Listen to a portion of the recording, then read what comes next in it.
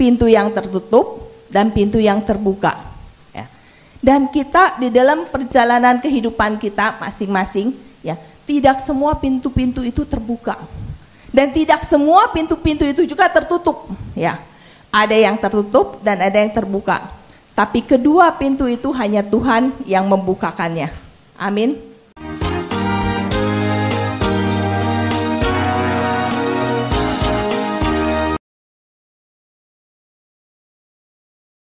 Tahun ini adalah kita akan sepanjang tahun ini dari September sampai Oktober yang akan datang, yaitu adalah kita masuk dalam tahun Ibrani, yaitu Pehdalet, ya.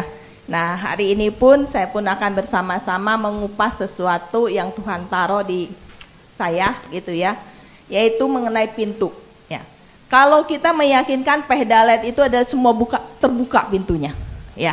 Tapi bukan cuma satu pintu yang terbuka, ada pintu yang tertutup juga, ya kan? Nah, siang hari ini tema saya adalah satu pintu tertutup itu membuka pintu yang lainnya terbuka. Ya, amin. Ya. Kita akan lihat di Wahyu 3 ayat 7. Inilah firman dari yang kudus, yang benar, yang memegang kunci Daud. Apabila ia buka pintu, tidak ada yang menutup, dan apabila dia menutup, tidak ada yang membuka. Artinya ada dua pintu, pintu yang tertutup dan pintu yang terbuka. Ya. Dan kita di dalam perjalanan kehidupan kita masing-masing, ya, tidak semua pintu-pintu itu terbuka, dan tidak semua pintu-pintu itu juga tertutup. Ya. Ada yang tertutup dan ada yang terbuka. Tapi kedua pintu itu hanya Tuhan yang membukakannya. Amin. Ya. Itulah perjalanan hidup kita di dalam hari-hari kita, ya. Nah, kita akan belajar, ya, pintu yang tertutup akan membuka pintu yang lain. Kita akan bersama-sama mengupas dari Yohanes 11. Ini panjang sekali ayatnya, Yohanes 11 dari ayat 1 sampai 44. Tapi saya tidak akan mengupas semua. Saya akan ceritakan dulu Yohanes 11 ayat 1 sampai 44. Itu menceritakan akan kebangkitan Lazarus. Pasti semua udah tahu lah ceritanya, kebangkitan Lazarus, ya. Dikatakan bahwa di Betania itu tinggal Lazarus dan kedua saudaranya Marta dan Maria, ya. Pada saat itu dikabarkan bahwa Lazarus tuh sakit. Terus Marta dan Maria zaman sekarang WhatsApp kasih tahu Tuhan, dia Lazarus yang kau kasihi itu sakit. Nah, Tuhan bilang, Yesus bilang, ya, di ayat 5, Yesus memang mengasihi Marta dan kakaknya Lazarus, ya. Tuhan sudah terima beritanya dan Tuhan bilang, ya memang saya mengasihi mereka, ya. Kehidupan kita hari lepas hari juga sama, ya. Sama dengan Marta, Maria dan Lazarus. Kita ini tuh dikasih sama Tuhan, ya kan? Tapi di dalam kehidupan kita juga kita akan mengalami seperti sakit yang terjadi seperti Lazarus. Sakitnya seperti apa? Ya sakit yang bukan cuma jasmani saja, ya, tapi sakit yang secara keuangan, ya, yang mengakibatkan penyakit itu menuju kepada meninggal, ya. Kalau di sini ceritanya Lazarus akhirnya meninggal, gitu. Nah, sakit yang kita alami itu menuju kepada meninggal itu seperti satu pintu yang tertutup, ya kan? Orang Lazarus sakit dan akhirnya meninggal, udah nggak ada harapan sama sekali, ya kan? Orang meninggal dan meninggalnya udah 4 hari, udah nggak ada harapan sama sekali, udah selesai, gitu. Ya. Di sini kita juga sama-sama selalu mendapatkan di dalam kehidupan kita, jasmani kita, barangkali kita juga akan ketemu pintu-pintu yang tertutup, yaitu yang sakit, yang terus menerus dalam tubuh jasmani kita. Atau keuangan, ya, atau dalam keuangan, ya, yang punya usaha, buka tutup bangkrut, ya. Kayaknya mentok banget nih, sepertinya udah tidak ada jalan sama sekali. Buka usaha ini, gak lama bangkrut. Buka usaha ini, gak lama juga bangkrut. Aduh Tuhan, kok kayaknya tuh pintunya tuh kok nggak ada yang kebuka, gitu ya. Atau kalau yang kerja, ya, baru kerja berapa terminate. Masuk lagi kerja memang betul, terminate pertama bukan karena kesalahan, barangkali ada yang meninggalnya. Jadi ya udah terminatein. Baru kerja berapa lama lagi? Belum 2 tahun ya, kena lagi. Loh, kayaknya kok saya ini apes banget ya ketemu majikan. Ya terminate lagi, ya. Enggak lama kena lagi. Yang akhirnya ya kalau udah 3 kali ya udahlah pulang Indonesia, ya kan? Apa boleh buat? Kayaknya mentok. Apa bener saya ini ketemunya kok semuanya dalam keadaan apes lagi. Atau ya di dalam pekerjaan, ya pekerjaan yang di dalam usaha bisnis, usaha keluarga, ya itu kita akan mengalami satu pintu-pintu yang tertutup. Apakah pintu yang tertutup itu selesai? Ya orang dunia barangkali udah mentok, udah nggak ada jalan lain, nggak ada harapan. Barangkali mereka akan mengambil satu jalan keluar, ya yang mengakibatkan fatal akibatnya, ya kan? Atau orang yang stres, ya kan? Hong Kong juga beberapa kali kan orang stres juga akhirnya minum obat atau bunuh diri. Atau di Korea artis-artis karena tidak tahan tekanan-tekanan dari sosmed, ya. Itulah pintu-pintu yang kita alami, ya. Apakah kita cuma tergantung dari satu pintu? Ya, kalau kita punya Tuhan, kalau kita punya kehidupan bersama dengan Tuhan, sebenarnya pintu yang tertutup itu membuka satu pintu yang lainnya terbuka. Bagaimana kita bisa melihat pintu yang lainnya terbuka? Tuhan mengajarkan kita di dalam kitab Yohanes ini, ya. Yang pertama, ya, masih ada harapan. Kita akan lihat ya di ayat 9. Pada waktu kejadian dikabarkan bahwa Tuhan Yesus sudah menerima Lazarus sakit. Dia tidak langsung pulang ke tempat di mana tempatnya Lazarus. Dia bilang tunggu aja 2 hari lagi, ya kan? Nah pada waktu tunggu 2 hari lagi, selesai tunggu 2 hari, murid-muridnya bilang, Tuhan Yesus bilang pada murid, yuk kita pergi ke sana. Kita pergi ke sana, ya, balik ke Yudea dan tanya. Murid-muridnya tanya, Tuhan, kok mau balik ke sana? Bukankah di sana orang-orang mau melempari? Ya, Tuhan bilang apa di ayat 9? Ya, bukankah ada 12 jam dalam sehari? Siapa yang berjalan pada siang hari, ya, kakinya tidak terantuk karena ia melihat terang dunia. Berarti pada waktu kita bertemu dengan satu pintu yang tertutup, Tuhan mengajarkan satu, masih ada harapan lain.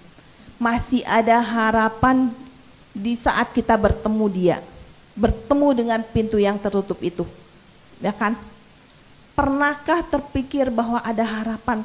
Banyaknya kita cuma berpikir mentok, udah habis, nggak ada apa-apa, ya kan? Usaha ya habis, mentok kayaknya. Gimana ya, pikirannya udah tidak bisa memikirkan yang baik karena gelap, ya. Tapi Tuhan bilang, bukankah masih ada 12 jam di siang hari dan 12 jam di malam hari. Di siang hari 12 jam kita bekerja, melakukan segala kegiatan. Artinya ada satu pengharapan untuk melangkah kembali. Bukan hanya satu pintu tertutup dan selesai, tapi ada satu harapan untuk mendapatkan pintu yang lain terbuka.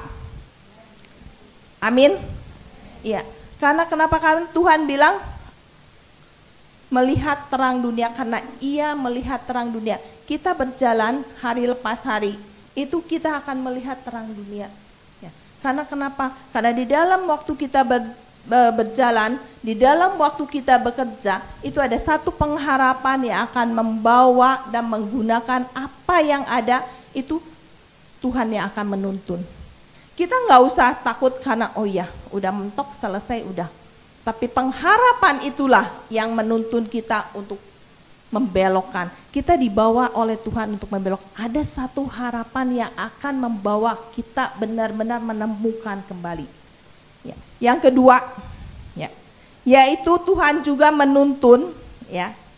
Ini adalah pasal yang paling saya terkesan dan paling memberikan pengajaran bagi saya. Yang kedua ayat di 15. Ya. Tetapi bersyukurlah aku tidak hadir pada waktu itu. Sebab demikian lebih baik bagi kamu, bagi mereka, supaya kamu, kata-kata ini, supaya kamu dapat belajar percaya. Ternyata percaya wajib kita belajar. Bukan cuma percaya, ya ada percaya, saya percaya. Ada pertanyaan tadi siang juga dilakukan, bagaimana saya percaya? Itu benar-benar, oh ya, bagaimana kita percaya? Tuhan mengajarkan pada saat pintu tertutup, Tuhan bilang belajar percaya. Karena pada saat kita bertemu dengan pintu yang tertutup, iblis menyerang kita di dalam hal pikiran. Ketakutan yang paling sering diserang. Membuat kita goyah, dek. Sekali ngedengar T8 datang, apa yang terjadi? Takut toh? Panik toh? Pergi supermarket, habis itu roti semua. Pergi ke pasar, sayur habis jam 3. Karena apa? T8 langsung goyah. T8 berarti makanan harus ada. Langsung ketakutan menyerang kita. Iblis pakai ketakutan sehingga kita goyah. Dek. Ya. Atau kita diserang melalui apa? Melalui khawatir kita. Per menit, bagaimana aku membayar kehidupanku, aktivitas kehidupanku, segala perekonomian keluargaku. Karena aku di sini adalah tulang punggung. Iblis memakai kepercayaan kita kepada Tuhan untuk diserang. Tuh kan, kamu ikut Tuhan, anak Tuhan. Tuh, nyatanya kamu kehilangan pekerjaan. Harusnya kan anak Tuhan itu kan dilindungi, dijaga, ya, tidak akan pernah terjadi apa-apa. Siapa tahu? Siapa bilang tidak pernah? Kita masih tetap ada di dunia ini, kita masih tetap berpijak di dunia ini. Ya, Tuhan tidak pernah mengotakkan, oh ya, hari ini hujannya ada di sini, sebelah sini nggak hujan, nggak ada. Ya. Hari ini hujannya di sebelah sini, di belakangnya nggak ada, padahal sebelahan nggak ada. Hujan adalah hujan, semua sama. Anak Tuhan maupun tidak ada Tuhan akan kena hujan itu. Ya. Sama-sama. Yang membedakan cuma satu. Anak Tuhan tahu bahwa pada saat dia mentok, pada saat dia nggak tahu apa-apa, pada saat dia nggak bisa berpikir lebih jernih lagi, ada Tuhan. Ada yang bilang, jangan takut, tenang. Saya akan memberi sesuatu kepada engkau untuk supaya engkau bisa berjalan. Ya. Jangan takut, tenang.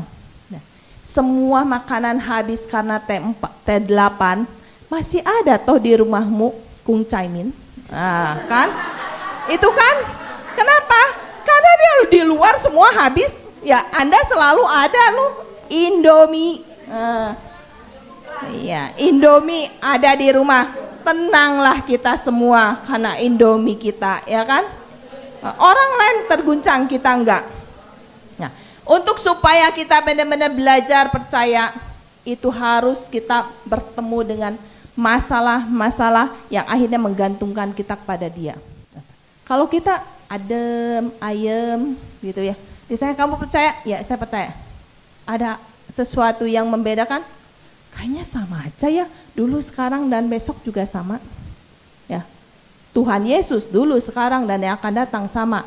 Kita dulu, sekarang harus ada perubahan, bukannya sama ya, ada perubahan. Hari ini kita belajar untuk percaya. Apa yang dinyatakan percaya? Percaya. Kalau kita berdoa selalu ada kata, yes, saya terima apa yang saya minta dan itu terjadi. Setiap kali kita doa selalu begitu kan? Yes Tuhan, aku terima apa yang aku minta. Aku minta hari ini jiwa-jiwa untuk ada di ibadah Sabtu. Yes, aku terima jiwa-jiwa itu. Walaupun nyatanya belum kelihatan kan? Tapi itulah yang nama percaya. Kita imanin. Dan satu hal yang saya benar-benar, satu dorongan bagi saya, seminggu yang lalu Bapak Gembala bilang, buka semua bangku. Buka semua bangku. Saya sebenarnya udah gemetar-getir ya, semua bangku buka. Ini juga sedikit naik turun. Tapi Tuhan bilang, kamu percaya? benar, aku percaya loh. Kalau nggak percaya, bagaimana saya harus menyaksikan? Aku bilang, aku percaya. Buka semua bangku. Seberapa yang ada hari ini kita tidak lihat, tapi yang akan datang akan dipenuhi jiwa-jiwa. Amin. Itu benar. Memang dalam kasat mata percaya itu sulit, tetapi kita harus imani. Seperti apa yang terjadi pada perwira yang sakit, ya. Dia datang pada Tuhan Yesus. Tuhan cuma bilang, pulanglah, jadilah apa yang sesuai dengan apa yang engkau kehendaki. Dan terjadi. Ya, percaya benar-benar kita harus dilatih dan kita harus mengalami bahwa Tuhan itu ada. Ya. Pada saat kita bertemu pintu yang tertutup, kepercayaan kita benar-benar teruji. Ya dan amin atau tidak firman itu. Ya. Ya dan amin atau tidak apa yang kita pegang itu. Karena apalagi tahun ini tahun mulut. Ya. Aku percaya maka aku berkata-kata. Yang saya percaya adalah firman ya dan amin, saya berkata-kata. Ayub bilang apa? Karena ketakutan itu menimpa aku, karena kecemasan itu yang terus datang pada aku, ya kan? Apa yang kita takutin datang sendiri, ya kan? Sekarang nggak usah takut, memang lumrah, tapi jangan takut menjadi kita semakin dicengkram oleh ketakutan itu. Ya. Orang takut ada, saya juga takut, ya ada. Tetapi tidak kita dicengkram oleh ketakutan itu sendiri. Amin. Jangan bimbang, jangan takut. Firman Tuhan berkata, aku menyertai engkau. Kemana-mana pergi, kemana-mana pergi, Tuhan menyertai. Mau angin 8, mau angin 10, mau tidak ada angin, Tuhan menyertai. Amin. Iya. Yang ketiga adalah, yang pertama, Tuhan suruh kita belajar dan menghadapi pintu tertutup adalah pengharapan. Harapan kita masih ada. Karena kita mempunyai Tuhan yang dahsyat, yang hidup, yang memberi kehidupan, dan yang menyediakan. Yang kedua, kita disuruh apa? Disuruh belajar percaya. Hari-hari ini terus harus bangkitkan rasa percaya kita. Semakin kita percaya, semakin apa yang kita minta itu akan terjadi. Terutama untuk jiwa. Karena kenapa? Tuaian-tuaian besar Tuhan sediakan itu betul ada. Cuma sekarang langkah kita ya kita harus percaya dan action. Bukan aku percaya duduk diam. Ya. Ada action yang harus kita lakukan. Yang ketiga, menghadapi pintu tertutup, Tuhan ajarkan untuk bagaimana respon kita. Kita akan belajar terhadap dua orang, Marta dan Maria. Ya. Pada saat Marta dan Maria mendengar Tuhan Yesus datang, ada sikap yang berbeda. Yang pertama, ya, yang ada di ayat 20, ya. Marta itu mempunyai sikap biasa aja. Tuhan Yesus datang, oh oke, Tuhan Yesus datang gitu ya. Biasa-biasa aja. Terkadang kita karena terlalu biasa, jadi ya biasa. Karena rutin jadi biasa. Yuk datang ke gereja, ya udah aku datang gitu. Takut ya absen ya sama gembala atau kalau enggak takut ketemu saya. Sudah lama tak ketemu, ya udah aku datang gitu. Karena apa? Karena terbiasa datang, ya. Marta biasa-biasa. Mendengar Tuhan Yesus dia datang biasa-biasa aja. Ya. Dia tidak ada respon yang menggebu-gebu, ya. Tetapi yang diperlihatkan oleh Maria. Kita lihat yang Maria. Maria itu sekali mendatangkan, oh Tuhan Yesus datang, dia langsung bangkit. Ya. Oh, kalau boleh kata udah bangkit lari deh, langsung cari Tuhan. Di mana Tuhan? Oh, di situ cari Tuhan. Dia bangkit. Ada gairah untuk datang kepada Tuhan. Ada yang menggebu-gebu. Kenapa? Dia nantikan Tuhan. Ya, seperti kalau kita lagi pacaran, kalau mau ketemu pacar, jam 10 ya. Oh iya, jam 10. Nanti dia datang. Oke, udah biasa. Apakah ada cinta di dalamnya? Enggak, ya kan? Kalau kita mau ketemu pacar pasti ada semangat ya. Ada semangat karena ada cinta, ada pengen ketemu Tuhan pun sama Maria. Dia bangkit, dia menggebu-gebu, dia datang ke tempat Tuhan dan langsung dia lakukan apa? Tersungkur. Ya. Kayaknya dia tuh mempunyai rasa yang, oh Tuhan yang aku nantikan, Tuhan yang aku cintai, Tuhan yang aku rindukan. Ada rasa haus, ada rasa lapar, dia menggebu-gebu sekali. Ya. Api Pentakosta ketiga harusnya membuat kita, wah semangat, mau ketemu Tuhan nih, di mana ya Tuhanku? Kita datang, kita cari dia sampai kita temukan. Ya, Maria datang dengan kerendahan hatinya, dia tersungkur, dia dengan rendah hati, dia cari Tuhan dia. Karena dia tahu respon yang diberikan, yang satu biasa, santai, yang satu dia tersungkur di depan kakinya dan berkata, Tuhan, ada satu perkataan dengan dua orang menyingkapinya berbeda. Tuhan, sekiranya engkau di sini, saudaraku pasti tidak mati. Satu perkataan dengan dua orang yang berbeda. Yang satu Marta, Tuhan, sekiranya engkau di sini, saudaraku pasti nggak mati deh. Ya. Tapi yang satu, Tuhan, sekiranya engkau ada di sini, saudaraku nggak akan mati. Kenapa yang satu begitu mendalam artinya, tapi yang satu ya ada Tuhan dan nggak ada Tuhan ya biasa aja. Karena apa? Karena dia tidak mengalami satu pertemuan dengan Tuhan. Dia tidak pernah mengalami keintiman dengan Tuhan. Dia tidak pernah mengalami begitu kuatnya Tuhan di dalam kehidupan. Dia tidak pernah mengalami mengikut sertakan Tuhan di dalam kehidupan. Jadi hanya ya saya percaya dan saya melakukan aktivitas saya dan saya tidak mengalami apapun juga. Tetapi yang satu, dia mempunyai hati yang merindukan Tuhan dengan saat dia tersungkur, dengan saat dia menggebu-gebu datang. Karena orang yang dia nantikan itu adalah orang yang benar-benar dia butuhkan. Dia tahu posisi bahwa Tuhan yang dia sembah adalah Tuhan yang hidup, yang memberi kehidupan bagi dia. Dari mana mereka tahu? Maria, sebelumnya kita pernah lihat, dia duduk di kaki Tuhan. Dia lebih banyak mendengarkan Tuhan. Nah, kita hari-hari kita bawa hidup kita untuk lebih banyak diam di kaki Tuhan, untuk supaya kita tangkap apa yang Tuhan mau.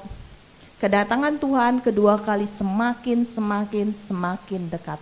Alarmnya sudah terlihat. Ya. Kita membutuhkan kepekaan kita untuk menangkap isi hati Tuhan itu maunya apa. Gitu. Ya, Maria mempunyai iman, kedekatan dia pada Tuhan, sehingga dia tahu kalau Tuhan ada di sini itu, ya, Tuhan akan memberikan yang terbaik. Tuhan akan pada saat dia ada di situ, Tuhan akan saudaraku tidak mati. Tetapi saat ini pun Tuhan ada di sini pun, dia tahu Tuhan akan memberi kehidupan bagi saudaranya Lazarus. Dia punya iman. Dia punya kepercayaan bahwa pintu yang tertutup sudah mati, itu akan ada pintu yang lain yang terbuka bagi dia. Ya, akhirnya coba lihat bagaimana kunci yang akan didapatkan untuk mendapatkan pintu terbuka. Maria menangis. Melihat itu Tuhan Yesus bilang terunyah. Ya.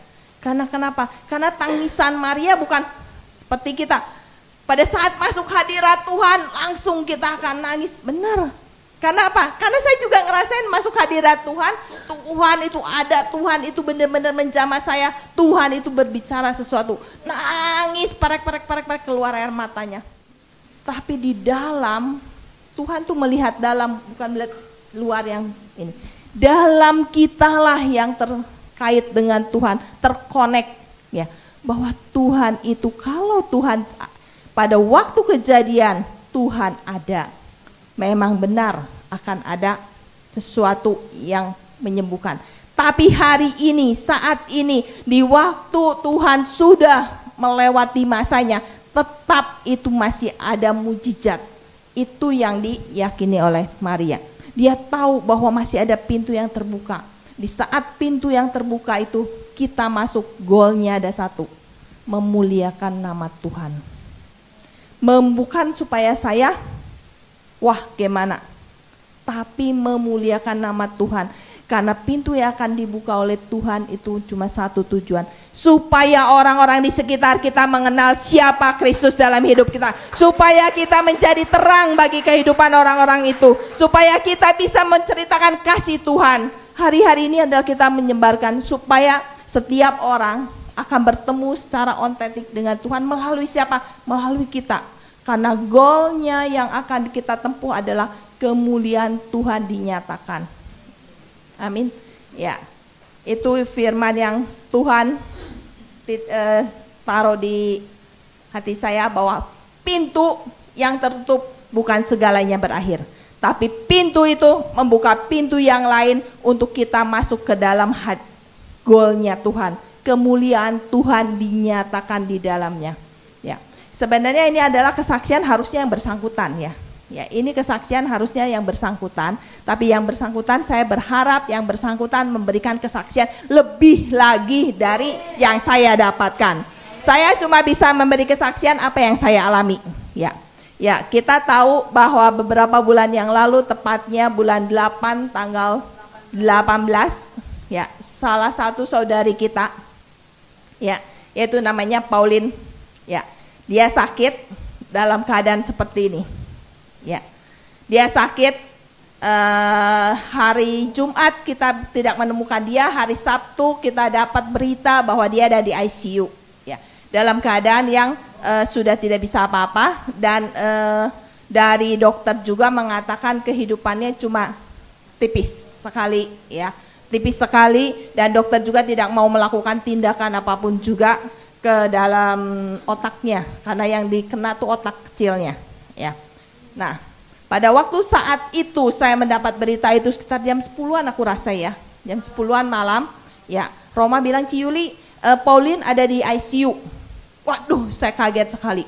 Ya, Pauline ada di ICU, ada apa? Ya, langsung call, langsung kita semua call. Ya, kita call dengan pemberita yang memberitahu bahwa keadaan Pauline. Ya. Setelah itu, setelah tahu, ya ceritanya memang simpang siur ya, karena dia juga pemberitanya itu adalah dari majikannya punya yang bekerja di sana, karena Pauline tuh bekerja di Kungkung Popo, ya. Jadi kita mendapatkan berita seperti itu, ya udah saya tutup karena saya juga kaget sekali waktu itu. Tuhan, kok ada apa? Ya seperti Maria, Tuhan saya juga cerita, kalau Tuhan ada saat itu, kenapa Tuhan gak sembuhkan dia? Ya kan, saya juga berteriak begitu, Tuhan kenapa, ada apa? Sampai aku juga, oh kayaknya walaupun dia bukan secara jasmani, tetapi dia adalah keluarga ilahi di tempat ini, rasanya benar-benar aku juga down. Ya, akhirnya yuk kita doa, akhirnya doa sama-sama. Aku bilang, yuk salah satu teman kita, kamu yang doa, dia doa. Itu terus air mata nggak bisa-bisa sampai amin, mau tidur, doa tidur juga. Saya bilang, Tuhan ada apa? Kenapa? Ya, Tuhan memberikan ayat bahwa penyakit yang dia derita tidak akan membawa kepada kematian, tetapi akan membawa kemuliaan Tuhan bagi dia. Ya, itu ada di dalam Yohanes itu. Ya, itu yang saya dapatkan. Hari kedua kita terus doa. Kenapa yang saya dapatkan? Kita dari Penis Bay, kita membangun mesbah doa di keluarga ilahi ini. Ya, kita setiap malam kita akan mengangkat doa pujian penyembahan, kita mengucap syukur untuk apa yang kita terima dari Penis Bay, kita bawa sampai dengan hari ini. Ya. Di saat beberapa waktu yang lalu karena ada kegiatan, akhirnya yang harusnya full, jadi akhirnya cuma seminggu berapa, Senin, Selasa, Rebo, Kamis, ya. Jadi tidak full, jadi hanya Senin, Selasa, Rebo, Kamis, ya. Itu doa pujian penyembahan. Emang hari-hari terakhir karena kecapean, karena kelelahan kita semua agak sedikit menurun doa pujian penyembahannya, ya. Dengan kejadian ini Tuhan ingatkan, percaya atau tidak, doa pujian penyembahan harus dinaikkan kembali. Akhirnya mulai, dan titip pesan dari Papi waktu itu, jangan lupa yang datang ke sana terus bawa doa pujian penyembahan supaya Pauline mendengar. Dan kita cuma bisa mensupport dia. Bagian kita mensupport dia dalam doa pujian penyembahan yang terus dilakukan sampai hari ini. Ya, untuk apa? Untuk kita Yes, untuk dia. Yes. Karena Tuhan bekerja. Bukan tidak ada ruang dan waktu ya. Tuhan bekerja. Pada saat kita doa pujian penyembahan, dia pun akan ikut. Roh dia yang kita tangkap. Roh dia. Sampai akhirnya dia mulai respon dengan air mata. Terus pada waktu kita mendengar dia harus dicopot, ya, kita minta Tuhan jangan sampai tersentuh karena akan dilubangin. Ya.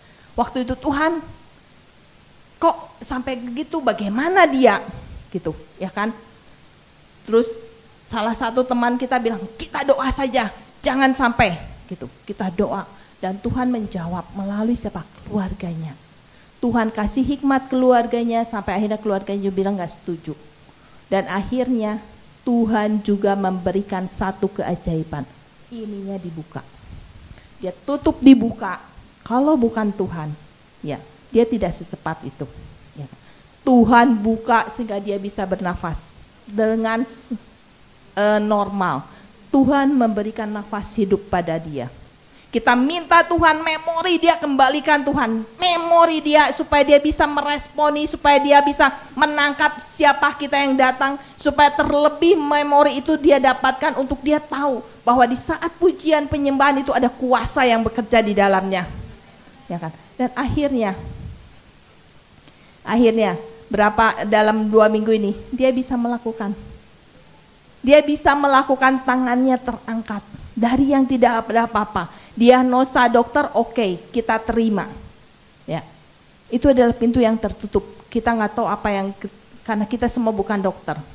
Tapi kita membawa setiap persoalan kepada Tuhan, ya dan amin, bahwa Tuhanlah yang berdaulat atas setiap kehidupan kita. Amin. Tidak ada yang bisa menggantikannya. Dan satu hal yang benar-benar Tuhan berikan kembali 1 minggu yang lalu, dia bisa mengucapkan kata amin. Dengar. Bisa kesembuhan terjadi atas Pauline, pintu kesembuhan sudah terbuka bagi Pauline. Katakan amin. Amin. Yes. Satu kata amin. Dan saya percaya Tuhan akan tambahkan kata demi kata, kata demi kata, sehingga kemuliaan Tuhan dinyatakan. Amin. Kita nggak tahu apa yang terjadi, tapi kita mempunyai Tuhan yang ada dalam hidup kita yang memberi kehidupan. Pintu boleh tertutup, apapun yang terjadi boleh ada, tetapi pintu yang lain Tuhan buka. Tuhan tidak saat itu memberi kesembuhan, tetapi Tuhan memberikan satu. Kita melihat perjalanan dari titik 1, 2, 3, 4, 5. Tuhan ajarkan satu hal, percaya saja kepada dia. Dan ya dan yang amin adalah firman Tuhan. Buka pintu yang terbuka untuk kemuliaan Tuhan. Dan hari-hari ini Tuhan sedang membukakan pintu bagi kita semua. Penuaian jiwa-jiwa terjadi di tempat ini. Penuaian jiwa-jiwa terjadi di tempat ini. Asal kita pun harus bekerja sama dengan Tuhan. Bukan kita teriak, Tuhan diam. Loh kok gak pada kerja anak-anakku ya? Kok pada diam, gimana saya kasih? Yang Tuhan mau kita meresponi dengan baik seperti Maria. Duduk di bawah kaki Tuhan, mempunyai hati yang rendah, mempunyai hati yang terus tersangkut kepada Tuhan dalam hidup kita. Amin. Tuhan Yesus memberkati. Yes.